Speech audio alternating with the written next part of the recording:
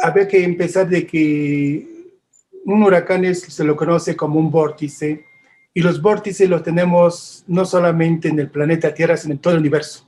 Nuestra galaxia es un gran vórtice, y entonces, de alguna manera, estudiar los huracanes, pues también nos permite encontrar la dinámica de los vórtices en todo el universo. En particular, también el Sol tiene vórtices, tiene pequeños huracanes que le llamamos manchas solares. Y aquí hay una cosa interesante entre, digamos, estos puntitos en el panel superior, amarillos anaranjadas, pues muestran el desarrollo de los últimos 300 años de los vórtices solares, y que una cosa interesante es que se desarrollan prácticamente alrededor de lo que sería el ecuador solar. Y los vórtices, los huracanes o los tifones, como algunos se conocen, también se desarrollan alrededor del ecuador. Entonces son semejanzas simplemente interesantes, y que de alguna manera estos vórtices nos ayudan a entenderlo.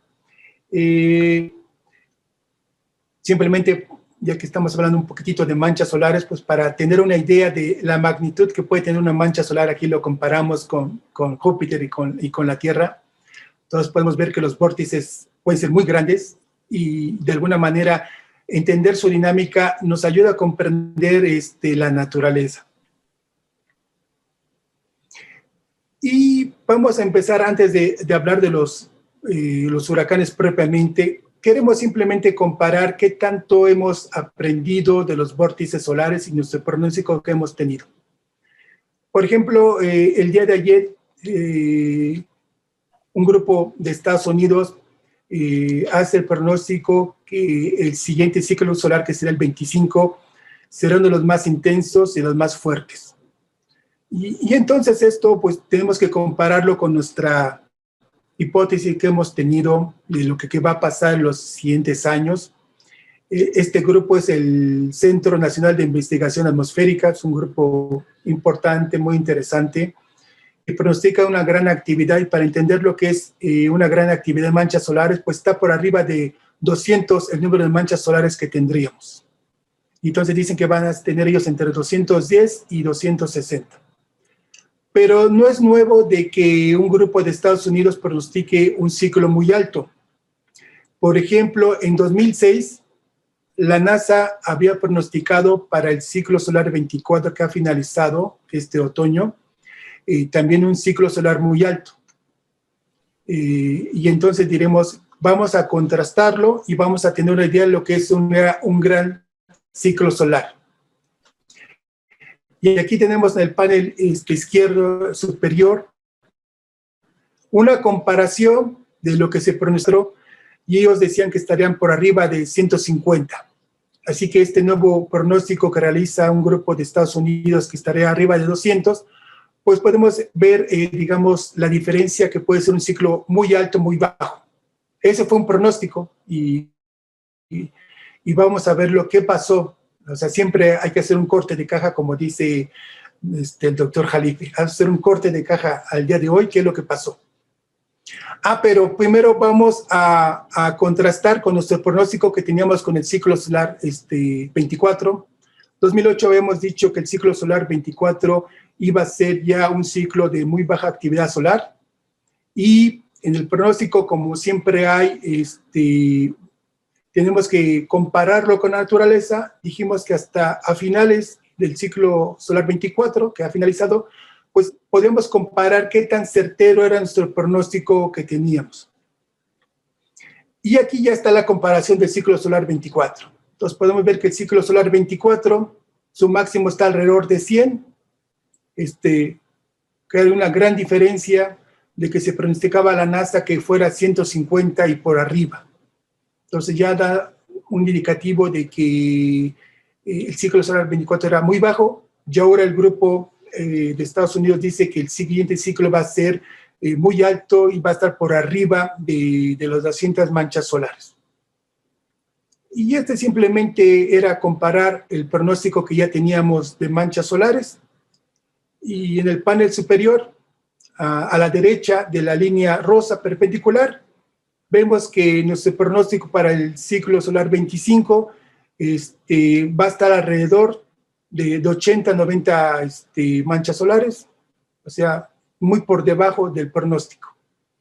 Y alrededor de 2024 podemos decir qué tan cerca estuvo un pronóstico o qué tan lejos estuvo otro, porque en 2024 ya vamos a tener lo que se conoce como el máximo por el ciclo solar de 11 años.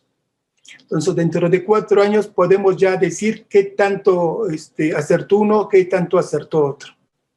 Y esto es muy importante porque de alguna manera, pues, toda la energía que llega del Sol al planeta Tierra, de alguna manera influye en todas las actividades del ser humano y en el clima. Y por eso quería hacer este pequeño introducción de decir, bueno, en los vórtices solares, al menos hemos tenido la certeza de que el ciclo solar 24 ya empezaba un ciclo de muy baja actividad solar, y eso se va a prolongar prácticamente después de 2050. Entonces, esto nos va a dar una idea de un poquito de la experiencia que tenemos en cuanto a los vórtices. Y entrando al tema, siempre es importante... Disculpa que te interrumpa, doctor Velasco. Claro. Para los leguleyos como yo y el público que nos hace el favor de seguir, porque además... tu pronóstico anterior, igual que la doctora Ortega, sobre la tercera ola, pues ya se dio, ¿no? Y quedaron al descubierto todos los charlatanes, ¿no? Que decían que se había aplanado la curva, cuando ya estamos en muchos lugares, incluso en Hong Kong ya están en la cuarta ola, en París ya hablan de una tercera ola, y tú habías en la famosa esa charla, que ya es hasta, creo, ya forma parte de las bibliotecas de las universidades serias, habías dicho que sí venía una tercera ola, ¿no? Cuando todo el mundo ya estaba festejando, sobre todo en México, que ya se había aplanado la curva. Lo que no dijeron es que se les había aplanado el cerebro, eso es otro tema. A lo que quiero llegar es de que, ¿qué significa lo de las manchas solares? Para que entienda el gran público su significado. Es a menor, yo así lo estoy entendiendo, a menor número de manchas solares hay más frío y viceversa. Digamos que el número de manchas solares es un indicador directo de la actividad solar, de la energía que nos llega al planeta Tierra. Ahí, para profundizar en ese tema, entonces, en el panel inferior, que yo había omitido, vemos unas barras, unas que son positivas y unas que son negativas. Sí. El que tengamos pocas manchas solares indica que tenemos un déficit solar, y entonces son todas las barras negativas que tenemos en el panel inferior. Y el que tengamos un déficit solar, pues tiene implicaciones en muchos fenómenos climáticos, pero sobre todo en la actividad del ser humano. El que tengamos un déficit de energía solar indica, digamos, que la producción de alimentos es menor, y además las plantas producen en menor calidad, y eso implica que vamos a tener un deterioro de salud en todos los seres vivos, tanto los humanos como de todos los animales. Y es cuando en los déficits solares no solamente tenemos un periodo de temperaturas bajas, podemos ver este año ya comenzamos a tener una idea de lo que podríamos vivir los siguientes 50 años. Estas temperaturas bajas es un indicativo ya de lo que está pasando. Por ejemplo, si usted sale a la calle, pues va a sentir que el sol está quemando, pero si entra a la casa se está usted congelando. Y entonces, esta sensación de quemarse, pues no es otra cosa que está penetrando mayor cantidad de radiación ultravioleta, que siempre va a penetrar más cuando tenemos periodos de baja energía solar. Por ejemplo, la gente que está viajando actualmente en avión está recibiendo una sobredosis de radiación ultravioleta. Entonces yo sí recomendaría que todos los que viajen en avión pues se pongan bloqueador solar, porque los experimentos que están realizándose en las mediciones en diferentes compañías aéreas están mostrando que la dosis de ultravioleta es brutal, así que toda la gente que viaje en avión, es una recomendación, o que salga a la calle en estos momentos, cuando hay sol sobre todo, pues se ponga un bloqueador, use sombreros, mangas largas. Entonces, sí, contestando la pregunta, el que tengamos un número de manchas solares muy bajo implica cambios en el clima, implica cambios en la salud en general, y esto serían las consecuencias, y por eso nos preocupa que este déficit se prolongue hasta el 2050. Doctor, pero aquí hay una cuestión. Entonces, ¿esto choca con la moda del calentamiento global? Desde luego, y ahora contestando esa pregunta, por eso es importante la siguiente cuestión. ¿Desde qué punto de vista vamos a analizar los huracanes?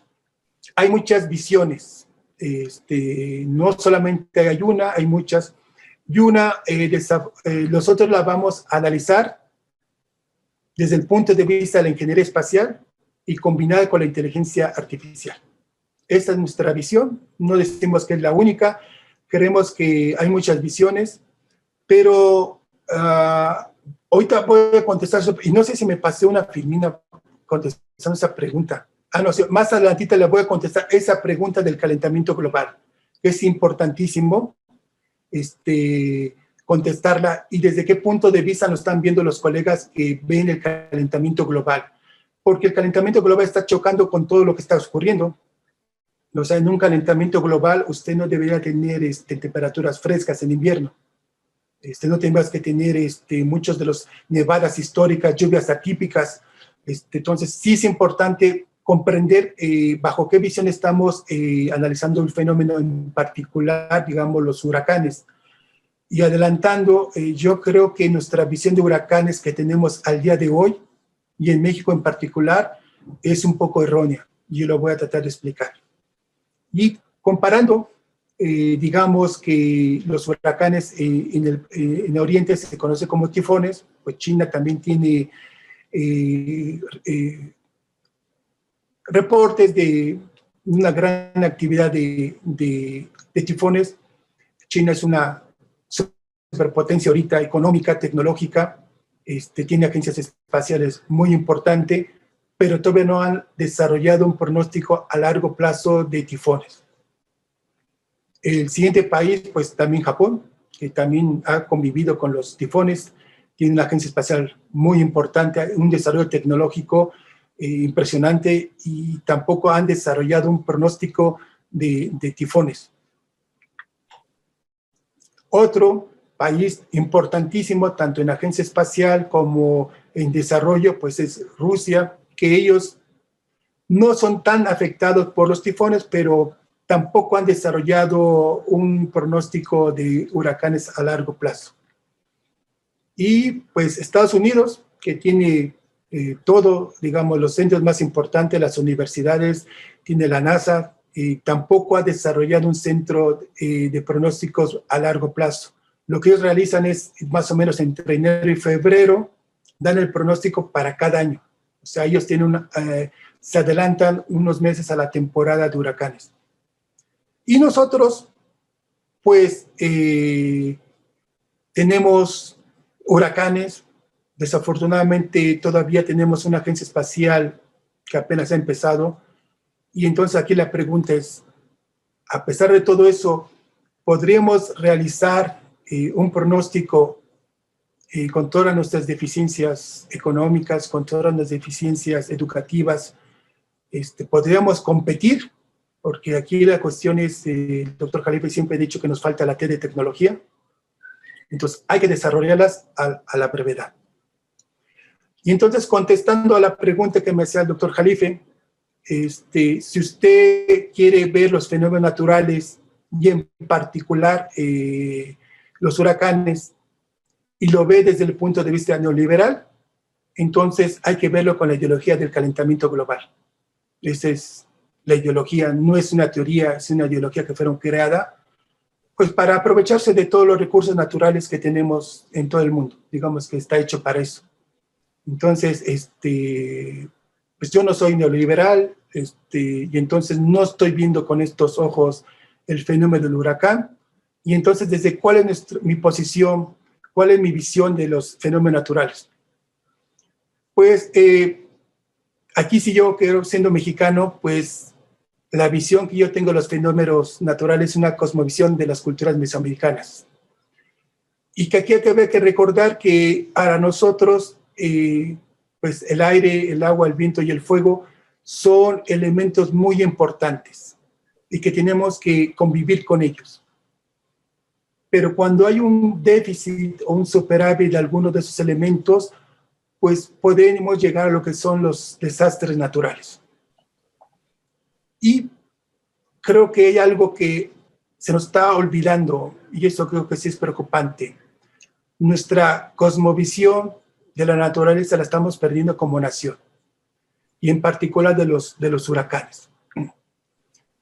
Desde luego que el fuego siempre se ha considerado un elemento importante para el desarrollo tecnológico y científico y de las artes, y solamente para decir que nuestro concepto de fuego, pues de alguna manera recrea, simboliza la creación del universo, o sea, para que entendamos cuál es nuestra visión del universo es mucho más profunda de lo que uno puede entender, y por eso es importante, yo creo que regresar a nuestros orígenes.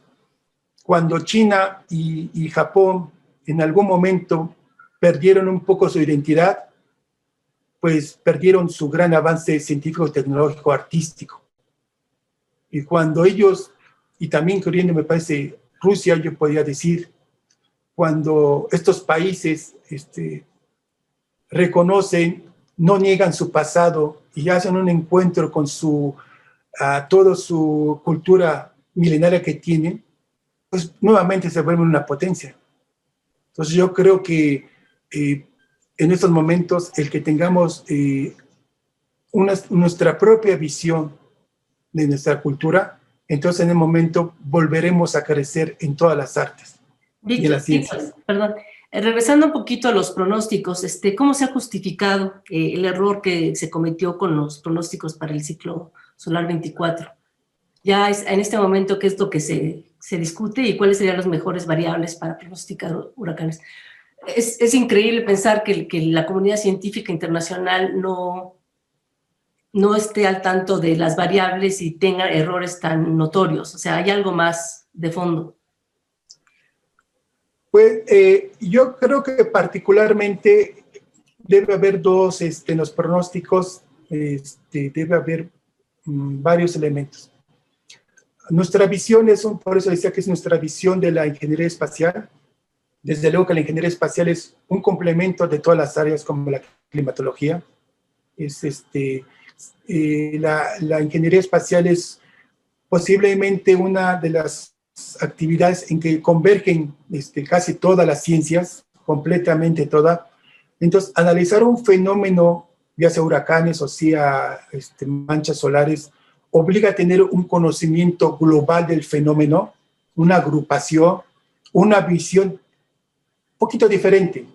No digo que es la mejor, pero se tiene que alimentar con todas las visiones y en particular pues la visión del cosmos. En alguna ocasión, además que yo agradezco siempre a los medios de comunicación cuando me hacen una entrevista porque difunde toda la ciencia que hacemos en la UNAM, me preguntaba de que si había un país capaz de hacer pronósticos a largo plazo.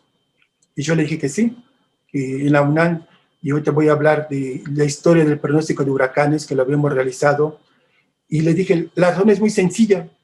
¿Qué cultura creó el mejor calendario y más exacto que tenemos? Los mayas. Y entonces, cuando digo, si alguien se quiere dedicar a pronóstico, pues ese debería ser como que nuestro ideal. Si no logramos realizar pronósticos cerca de un pronóstico del calendario maya, entonces dediquemos a otra cosa. No nos dediquemos a pronóstico. Ese debe ser, yo creo, que nuestro límite, nuestro ideal. Tener esa capacidad de realizar pronósticos de fenómenos naturales. Entonces, esa sería mi pregunta. el que nosotros nos neguemos como nación, estamos negando todo el conocimiento del universo que tenemos, tanto del Sol como de los fenómenos naturales. Y el Sol y nosotros somos, además de ser la cultura del agua, que por eso me interesan los huracanes, somos la cultura del Sol. O sea, ¿qué cultura ha tenido un conocimiento tan importante del Sol y del universo? Pues todas las culturas que estuvieron aquí en Mesoamérica. O sea, es una visión del cosmos y de alguna manera eso nos alimenta al conocimiento y a los ciclos, a encontrar los ciclos de los diferentes, los patrones, de las simetrías que hay en los fenómenos naturales. Esa sería mi respuesta, Alicia, de que ese conocimiento que tenemos de antaño, de alguna manera, si lo omitimos, entonces a veces lo que realizamos no está completo. Oye, voy a aprovechar una pregunta, sabiendo de tu gran experiencia en Rusia. A mí siempre me llamó la atención, van a decir, bueno, esta pregunta es de locos, no tiene nada que ver. Ahora que estás comentando esto, fíjate que ya empiezo a atar cabos. Siempre me ha llamado la atención por qué los rusos se han preocupado tanto por los jeroglifos mayas. Incluso se maneja que ellos son los que lo han manejado mejor que otros, ¿no?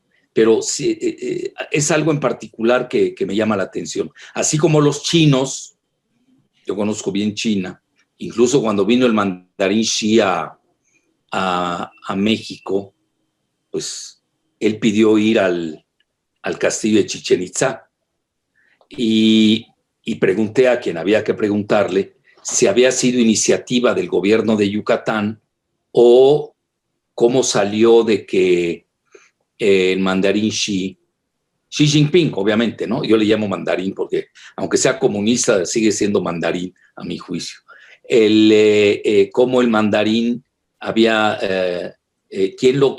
¿a quién se le ocurrió que fuera al castillo maya? A él mismo. Él lo pidió. Incluso yo recuerdo cuando estuve en China, manejan que entre sus 7 maravillas, su clasificación, taxonomía propia de ellos, ponen al castillo de Chapultepec. Mira, yo como me dedico a la geopolítica, a veces hay señales, signos, que quienes no están en ello, pues no los ven, porque no tienen ese training, ¿no? No tienen el entrenamiento.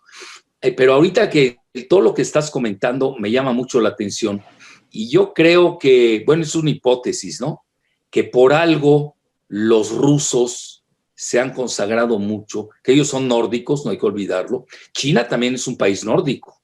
No estamos hablando de países del Ecuador, como tú iniciabas al inicio, cuando empezaste en tu inicio, en tu prólogo. Entonces, ¿por qué se han interesado tanto los rusos a los jeroglifos mayas? Parece que es la mejor lectura que se ha hecho hasta la fecha. Y también los chinos se interesan mucho a los castillos y a la civilización maya. Yo realmente me fui por la parte superficial porque no soy astrofísico, ¿no? Pero ahora con lo que me estás comentando, yo creo que ellos, así como tú lo piensas, yo creo que sí ellos andan detrás de